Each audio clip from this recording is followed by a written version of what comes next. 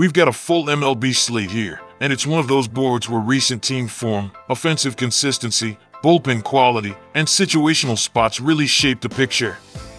There are a few games where the favorite is obvious, a few where the underdog has live value, and a few totals that stand out because of how the teams have been playing lately. That gives us a lot to work with. So let's go game by game and keep the focus on team achievements, current momentum, and the matchup edges that matter most. First up, St. Louis against Chicago. This is one of those classic rivalry games that usually brings some energy, and the current form makes it even more interesting. The Cardinals come in with an offense that has been solid enough on the year, but not spectacular. Their numbers put them in the middle of the pack in runs scored and batting average, while slugging has been a weaker point. Their bullpen has also been a concern all year, and that can matter a lot in a tight game on the road. Chicago, on the other hand, has really caught fire. They've won 9 of their last 10 games and are starting to look much more like the team that opened the season hot. That kind of stretch changes the feel of a matchup quickly, especially when the offense is suddenly producing at a very high level. Coming off a 23-run explosion in their most recent game, the Cubs have plenty of confidence right now. Even though St. Louis has shown some road competitiveness, the current edge still leans toward Chicago because of the form gap and the offensive surge. The Cubs also have a bullpen that is at least respectable enough to support what the lineup is doing. That combination makes them the more trustworthy side at home. The strongest angle here looks like over 10.5.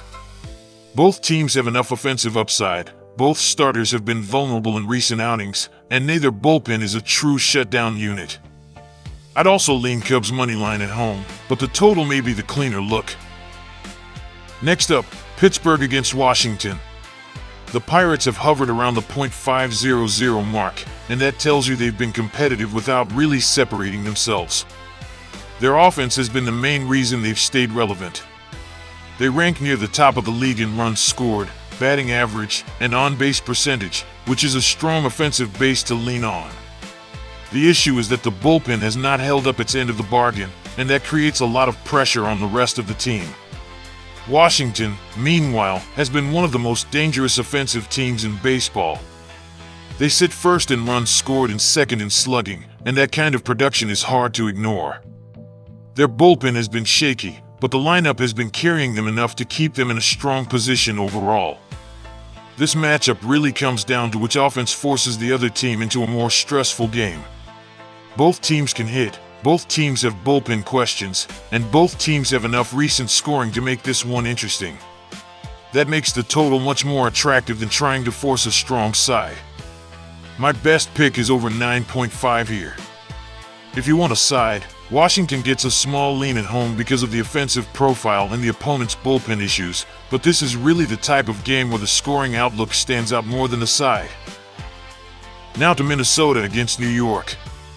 Minnesota comes in with a record that still leaves them chasing, but the offense has been one of their better qualities this season. They've been top 10 in runs scored and slugging, and that gives them a real chance in any matchup where the opposing offense is struggling. The downside is the bullpen, which has been a major weakness and keeps putting pressure on the rest of the roster. The Yankees are in a tough stretch right now. They've lost 7 straight, their offense has completely dried up, and the team just does not look settled at the plate. Even with a strong bullpen behind them, the lack of offense is making it hard to trust them as a heavy favorite. That is the biggest issue in the matchup. This is the kind of spot where recent form matters a lot. The Yankees' record says one thing, but their current play says something very different. Minnesota may not be flawless, but they are at least bringing enough offense to make this a live dog situation. I'd lean Twins plus the price here. The Yankees do not deserve to be nearly 2-1 favorites the way they're hitting right now. I'd also give a small lean to the over 9.5, mainly because both sides still have enough offensive capability to push the number if the game opens up. Next, Baltimore against Cincinnati. Baltimore's season has been uneven, but their offense has still shown enough to keep them dangerous. They're top 10 in runs scored, though the batting average and slugging numbers are not as strong as they'd probably want. The bullpen has been a weakness, and that's important because they're heading into a matchup where the other team has not been especially reliable either. Cincinnati is having a difficult year overall. The offense has not been productive enough, and the bullpen has also been one of the weaker units in the league. Even when they do have a good scoring burst, the full season profile still looks shaky. That makes them hard to trust against a lineup that can generate runs. This is one of those games where the edge comes from the more dangerous offense and the better overall ability to create pressure. Baltimore has the better run production profile, and that matters a lot in a road game like this. I'd lean Orioles money line here. It is not one of the strongest spots on the card, but Baltimore's offensive profile gives them enough of an edge to consider them at the smaller price. Now to Chicago against Cleveland. The White Sox have been one of the biggest surprises in the division, and that alone makes them worth a serious look. They've been able to stay near the top of the standings because the offense has been productive even with injuries in the mix. They're top 10 in runs scored and slugging, and that gives them a real path to success even when the pitching is not fully dominant. Cleveland, on the other hand, has had a brutal time at the plate. Their offensive numbers are among the worst in baseball, and that makes it difficult to trust them in a game where they need to score enough to support a decent pitching performance. Their bullpen is fine, but the lack of run production is still the main problem. This feels like one of the better value spots on the board. The White Sox have the more trustworthy offense, and the Guardians are still looking for consistent production at the plate. If Chicago can keep applying pressure, they absolutely have a live chance to win this game outright. I like White Sox plus the price, and I also lean under 8.5 because Cleveland's offense has been so limited. That combination fits the game shape pretty well. Next, the Mets against Atlanta. New York has had a rough season, and the numbers at the plate explain a lot of that. Their offense has been one of the weakest in baseball, and the lack of production across the lineup is a major reason they've struggled so badly. The bullpen has actually been a bright spot, but that only goes so far if the team is not scoring. Atlanta has also taken a step back offensively after a strong start, but the overall profile is still better than New York's. They've been excellent in the bullpen department all season, and that gives them a stable foundation even when the offense is not firing the way it was earlier in the year. At home, that matters even more. This is one of those games where the side is tricky, but the structure still points to the home team having the better overall base. The Mets can keep it close if their bullpen holds, but the offensive gap is still too much to ignore. I'd lean under 9.5 first, and if I had to choose a side, I'd give a slight lean to Braves money line at home. I'm not rushing to it, but Atlanta is still the cleaner team in this matchup. Now to San Francisco against Colorado. The Giants are still having a rough year, but there are a few signs of life offensively. They've been hitting better lately in terms of average and on-base percentage, even if the overall run-scoring numbers are still poor. The bullpen, however, has been a major issue, and that keeps them from being a team you can trust comfortably on the road. Colorado has one of the more interesting profiles on the board because the offense is actually very strong. They've been top 10 in runs scored, batting average, and on-base percentage, and that keeps them dangerous in a hitter-friendly environment. The problem, as usual, is the pitching staff. The bullpen has been rough, which means the offense has to keep bailing them out. This has the look of a game where runs can come quickly. Colorado's offense is good enough to keep them live at home, and San Francisco's bullpen issues make it hard to completely trust the favorite. I'd rather look at over 11 than force a side, but if you want a dog angle, Rockies plus money has some appeal. This is a dangerous home spot for the Giants because Colorado can hit. Next we have Tampa Bay against Houston. Tampa Bay has been trending in the right direction offensively. Their batting average and on-base numbers are strong, and that is starting to show up in the scoring. Their bullpen is still a concern, but the overall offensive profile has been improving enough to make them dangerous. Houston has had a more difficult season than expected. Their offense has cooled off, and they're not producing the same level of run support that has made them such a tough team in past years. Their bullpen has also not been at its usual standard, which puts more pressure on the lineup to show up. This is a very even-looking game on the board, which makes the stronger recent form more important.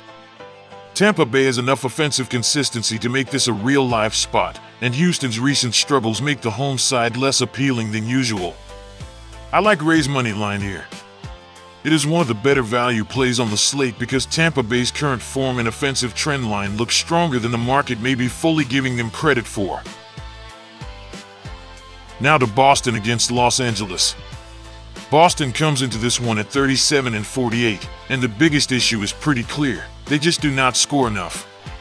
Their offense has been one of the worst in baseball, and now they're also dealing with a suspension that makes an already weak lineup even thinner. That is a rough combination for a team that needs every bit of run production it can get. The one major strength Boston can lean on is the bullpen. It has been a top 5 unit in the majors this season, which gives them a chance to stay competitive even when the offense is struggling. But the problem is that the gap between the bullpen and the lineup is too wide right now. A great relief group can only do so much if the team keeps falling behind defensively. The Angels are not exactly lighting the world on fire either, but they are at home and they're facing a Boston team that has major scoring issues. Los Angeles has not been a dominant offensive team, but they have enough production to matter in a matchup like this. Their bullpen is also not a strength, though it is not quite the disaster it was earlier in the year. This feels like a game where the home team has the cleaner path, but it is not a game I would rush to attack aggressively. I'd lean Angels money line at home and slightly toward over 8, mainly because the total is low enough that either side can help push it upward if the bats show any life. Next, Miami against the Athletics. Miami comes in with a solid bullpen and enough pitching to stay live in most spots, even if the offense has been inconsistent. They've shown flashes with the bats, but overall this is still a team that has not been a true offensive force. Their scoring has been good in stretches, but not enough to call them a complete team at the plate. The Athletics are sitting a few games back in the AL West and have been a little uneven recently, but their offense has actually been one of the better parts of their season. They've been top half in runs scored, batting average, and on-base percentage, which gives them a real scoring base at home. The concern is the pitching staff, especially the bullpen, which has been one of the weaker groups in the majors. That sets up a pretty interesting matchup. Miami has the better bullpen profile, while the Athletics have the better offensive profile at home. It is the kind of game where the total becomes very relevant because both teams have different ways to create trouble. I'd lean Marlins plus the price here. I do not trust the Athletics enough to make them a strong favorite, and Miami's pitching base gives them just enough value to look at the dog side. Now to Milwaukee against Arizona. Milwaukee has been one of the best teams in baseball all season. They come in at 53-32, and their biggest calling cards are the same ones that keep showing up every day: strong overall batting numbers, a strong on-base profile, and a bullpen that has been a major asset. Even when the offense is not at peak sharpness, this is still a very complete club. Arizona, on the other hand, has gone in the opposite direction. The offense has not looked like the same dangerous group from past seasons, and the numbers now show a team that has slipped to the middle or lower end of the league in several major categories. The bullpen is also only average, which makes it hard to lean on if the offense is not producing enough to keep pace. This is one of the clearest mismatch spots on the board in terms of full season profile. Milwaukee has been the more reliable team, the more complete team, and the better road team overall. Arizona is still live at home, but the recent offensive numbers make it hard to trust them against a team this solid. I like Brewers money line here, and the slight lean on the total is under 8.5 because Milwaukee's game control and bullpen strength fit that type of result well. Next, San Diego against Los Angeles. This is a tough spot for San Diego because the season-long offensive profile has been ugly. They have been last in the majors in basically every major offensive category, and that is a brutal place to be when you're facing one of the best teams in baseball. Even with a strong bullpen, it is hard to win consistently when the lineup is that limited. Los Angeles has been the opposite. They've been one of the best teams in the league all year, and their offense has been elite by nearly every measure. Even when they have a quiet game, the full season numbers still scream dominance. Their home record also makes them very tough to fade in this kind of matchup. That makes this one pretty straightforward from a team profile standpoint. The Dodgers have the better offense, the better overall team record, and the better home situation. San Diego's bullpen can keep them respectable for a while, but the scoring gap is still too wide. I'd lean Dodgers money line pretty strongly here, and if you wanted to stretch it, Dodgers minus 1.5 is very much in play. The total is not where I'd focus first. Last one on the slate, Toronto against Seattle. Toronto has had a rough year overall, but there are some signs of improvement in the bullpen. That matters because the pitching staff has helped keep them more competitive than their offense would suggest. The problem is still the same. The offense has been one of the weaker groups in the league, and that makes it hard to trust them in a road game. Seattle's season has been a bit uneven too, but the bullpen has been solid and they have enough home value to make this a tricky spot for the visitor. The offense has not been elite, but it has shown some signs of life recently, which gives them a better chance to avoid getting stuck in a low-output game. This matchup feels very close to a coin flip on paper, which is why the price becomes important. Toronto has some pitching value, but Seattle has the home edge and a bullpen that can help protect a close game. I'd give a slight lean to Mariners plus the price at home. It is not a high-conviction play, but it is the side that makes the most sense based on current team profile and the way the two clubs are trending. If you enjoyed the video, make sure to like, subscribe, and share it with somebody who's betting these games tonight. It really helps the channel grow, and it makes a huge difference in helping me keep these daily picks and breakdowns coming for you.